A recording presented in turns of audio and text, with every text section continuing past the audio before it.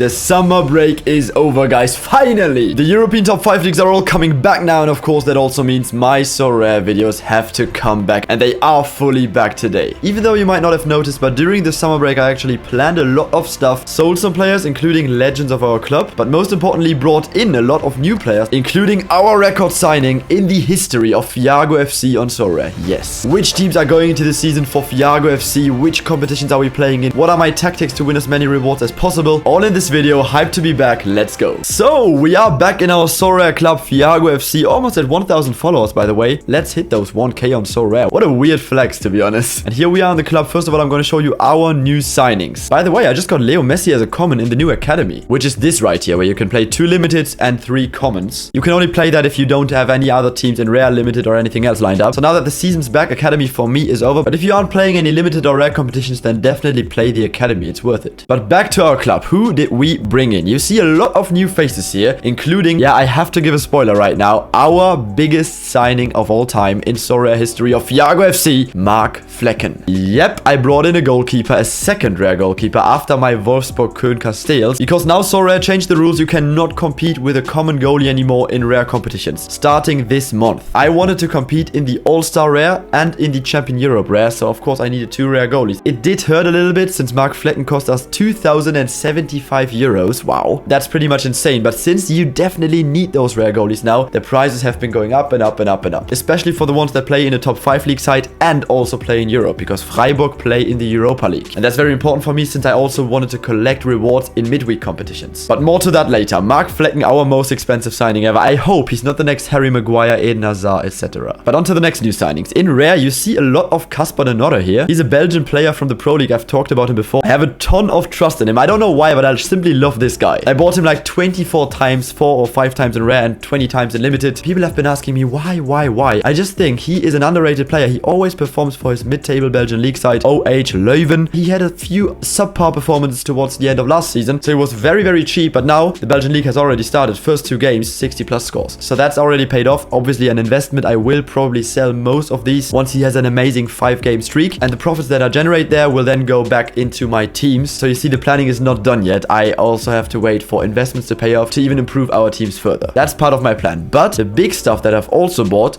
Daniel Malen. Look at this beauty. I'm so happy I got him. Yeah, he didn't play the last games of the last season because he was injured, and that's also why he used to be rather cheap. People did not really trust in him anymore since his first season at Dortmund wasn't amazing, but I thought first season always tough. I really think Daniel Malen in the new Dortmund without Haaland under Edin Terzic can perform like crazy. Second season he's gonna be the man, and that's why I bought him a few months back, actually in June, for 693 euros. I was like, yo, I think I got a bargain there, and people on my Instagram, on my Twitter were like, yo, you paid 700 euros for a red card. How is that a bargain? Well, look at this. He played an amazing game in the DFB Pokal, and his value has already gone up to, last sale, 1,450 euros. Instantly doubled. His floor price right now, 1,673 euros. I will definitely keep him, and I think he's gonna be one of our best players this season. He also plays Champions League, of course, so can get us great rewards in midweek competitions. So I'm more than happy we got this guy. And we also got another forward that I'm also very proud of, Lukas Metscher. Do you know him? He might also play at the World Cup for Germany, just like Daniel Malen, by the way, will play at the World Cup for the Netherlands. But the reason that I bought Metscher is he's an Anderlecht player right here, but by now you might know he plays for Wolfsburg here, and I have a Wolfsburg team, Köln-Castells, Maxi Arnold, Maxence Lacroix, Sebastian Borneau, and I initially bought Wout Weghorst in January as my striker. Well, a few weeks later Wout Weghorst left for Burnley. Now he's at Besiktas, so that's interesting again. But another story, I needed a striker for my Wolfsburg team for next season because I didn't have one anymore. So there I got Lukas and Metscher. I think Wolfsburg are going to do amazing this season. They have their new coach Niko Kovac, who I think is class, and they're going to do way better than last season. This guy also second season at Wolfsburg. Last season was, well, bad for the club overall, and he had some injuries. I think this is a guy who can easily bang in 15 plus goals in the Bundesliga when he's in form and fit. But who else do we have? I might have a lot to catch up with you guys. I don't know if you've seen this yet, but I've also got a combo of Union Berlin players. Here they play in the Europa League as well. Another Freiburg player, Lukas Höhler, their striker. Amos Pieper was a guy who got relegated to the Bundesliga 2 with Bielefeld, but now made the move to Werder Bremen, who got promoted to the Bundesliga. So I got him as well right before that was announced. Good timing as well. Then I have Clinton Mata, who is a key player at Brugge. He's a defender for them. Plays pretty much every game. They also play Champions League. So there the idea was also to get a player who gets me points in midweek. More Casper de Norre, and here is just a few investments that I made. I think these ones I've already shown you last season. Bouna Sarr doesn't start for Bayern, is cheap, but might play for Senegal at the World Cup. And here we we already get to my old players that you already know. Then a few more updates on my limited side.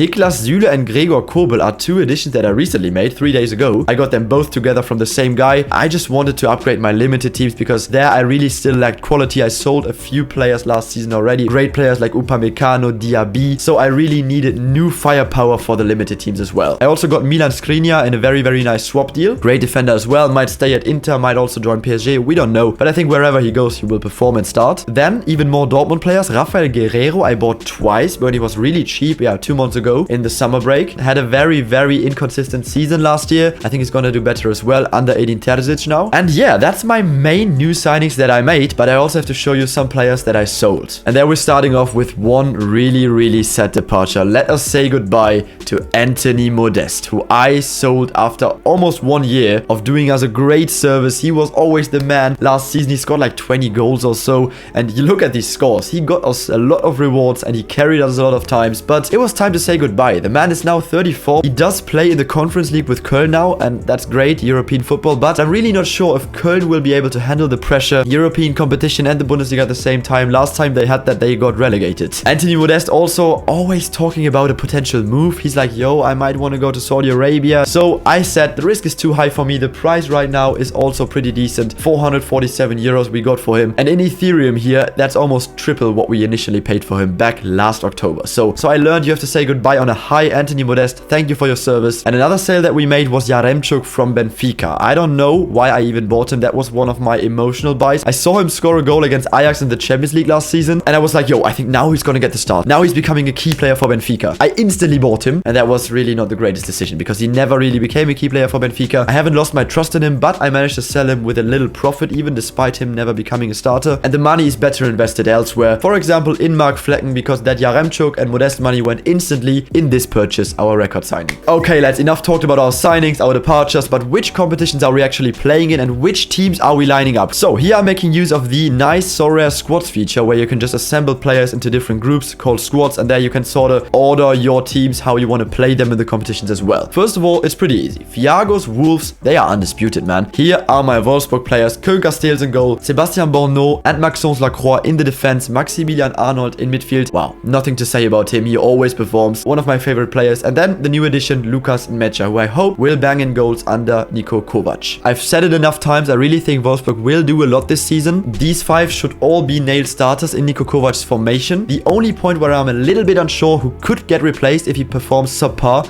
is Sebastian Borneau. And for that spot, I might still want to go for a guy like Riedle Baku, who's also a key player, but only if I see Borneau isn't really starting anymore. But I think he will start. So what are my expectations for this team and where am I lining them up? I think I'm going to line them up mostly in the Champion Europe competition. So not grinding for the thresholds, $25 and $50. That's going to be the task for different players, but mostly I think I'm going to play them in Champion Europe like that. And of course, then the goal is to get a big Wolfsburg win, a game where they keep a clean sheet, of course, that's important, and score like 3 or 4 goals. There's been a couple of these last season, even though they didn't play great overall. This season, I expect games where they win like 3 or 4-0, maybe also 5-0. These kind of thrashings, I do expect them at least 5 times next season. And that is the games where with a full stack, you really benefit, you really profit, and you can get into the really big rewards. So really excited for my Wolf this season. Then, what about my other rare players? All-Star Rare, I actually have a pretty wide selection of players that I can use there. And these are the guys grinding the thresholds for me. 205 points now give you $25 in Ethereum, and the 250 points give you $50. So that's really cool, especially considering I have a lot of players here who also play midweek. I mean, Mark Flecken, no question. He's always gonna be in there because you need a rare goalie and he's class. Then I think Daniel Malen, he's also gonna be in there. He might even be a little bit too expensive for just the threshold team, but let's see. Maybe this even gets us some rare card rewards as well. So these 2 should be nailed. And then Wout Weghorst at Besiktas now. I think even with a pretty cool 10% bonus, he's gonna do well. At Burnley in the Premier League, yeah, it wasn't really his thing. But in the Turkish league,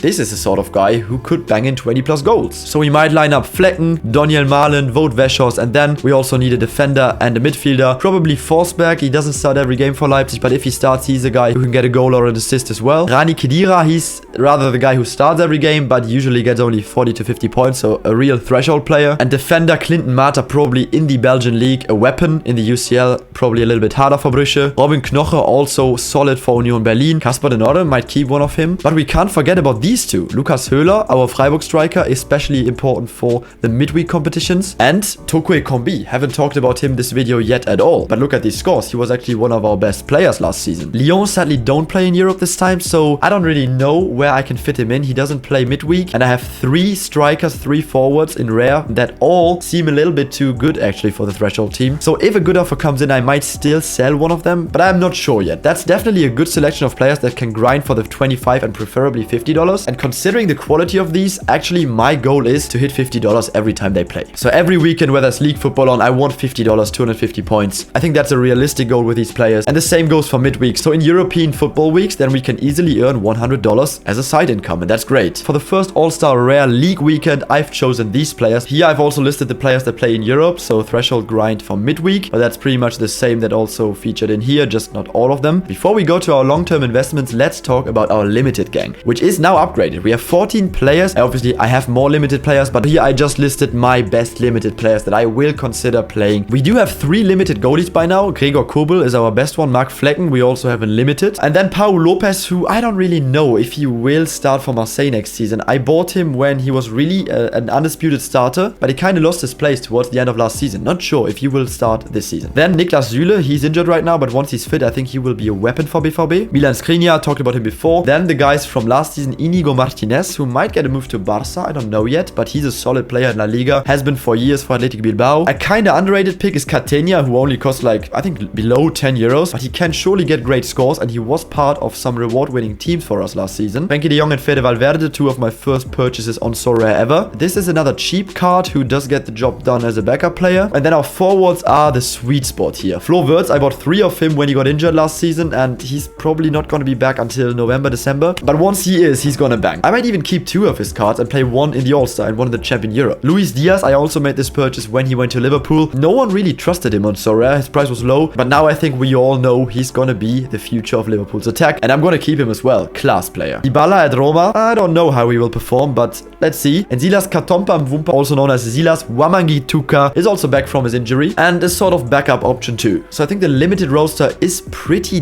decent. I mean, many people have better, but I mean, if you line up a team of Kobel, Süle, Frenkie de Jong, and then Wirtz and Luis Diaz up front, it can get you sick reward. But one thing I do think we need to upgrade is the midfield, because we only have 2 proper midfielders, and we definitely want to line up 2 limited teams every week. So once one of these is not playing, then we are pretty much lost. So you can definitely suggest me new good midfielders for our club. I was considering Jude Bellingham as a sort of combo with Kobel and also Süle, and I also added Guerrero here. I forgot him before. But let me know your ideas for another midfield limited player that we can get. And then let's still have a quick look at my long-term investments. 51 cards in there now. Don't have to talk about all of these. There's a lot of Casper Donores, a lot of players who have bought multiple times, who are really just trusted in to rise again. Some of them I'm also going to play like Guerrero, but most of these either came from an injury or a poor form. And once they've got their form back again or they're fit again, then I will sell them, cash out, and the profit is going to go right into our rare teams or into our limited roster. And I mean, even right now, we still have 2,600 euros left, 1.6 Ethereum. So there's definitely still room for some transfers. And even if we're running out of money, I think there's still enough levers that we can pull. Just kidding, we're not at Barcelona here. We actually economize like a normal person in our road to glory, and our current roster valuation is 17,801 euros. It was down to like 8,000 during the summer break. Of course, I bought a lot of new players, but it's also crazy how much this has generally risen. You can really feel the hype on Sorare for the new season. The game's becoming huge. Combined with the money we still have in our wallet, that's around 20,000 euros. So we have recovered from the summer dip, and now it's time to get rewards. If you haven't started Sorare yet but want to get in for the new season, make sure you sign up using the first link in the description. You will support me. You will get a free common card every day of your Sorare journey for the first 14 days. And after you've bought your first 5 cards of the new auctions market, you will get 1 limited card for free. So guys, there you have it. My personal 2022-2023 season strategy on Sorare. I'm really focusing on just a few competitions, not trying to spread it out too much. No America, no Asia, fully in Europe. That's my biggest knowledge. All-Star Rare, Champion Europe Rare, All-Star Limited, Champion Europe Limited, maybe a few underdog competitions every now and then. And yeah, my goals in Rare are to hit $50 every single week that there's games. When there's midweeks, I want to hit $100, so 2 times the big threshold. And that's already going to be a nice little side income for us over the whole season. And as for the cards, I really want to win at least 1-star Rare rewards. I can already imagine the scenes after Wolfsburg get their 6-0 win over Werder Bremen. Us on the video pulling a messy Rare. Sorare. Well, let's wait and see. And in limited, I also want to hit a star limited reward. That's my target, but my main goal for this season is to have fun. Sounds like an awkward phrase, but it's generally my main intention behind playing Sorare. I love fantasy football games, love talking about them with you guys, so I'm simply hyped to start my first full Sorare season. Good luck everyone for the first big match day on Sorare this season. I'm gonna watch the games now, and I'm seeing you guys in the next Sorare video. Peace.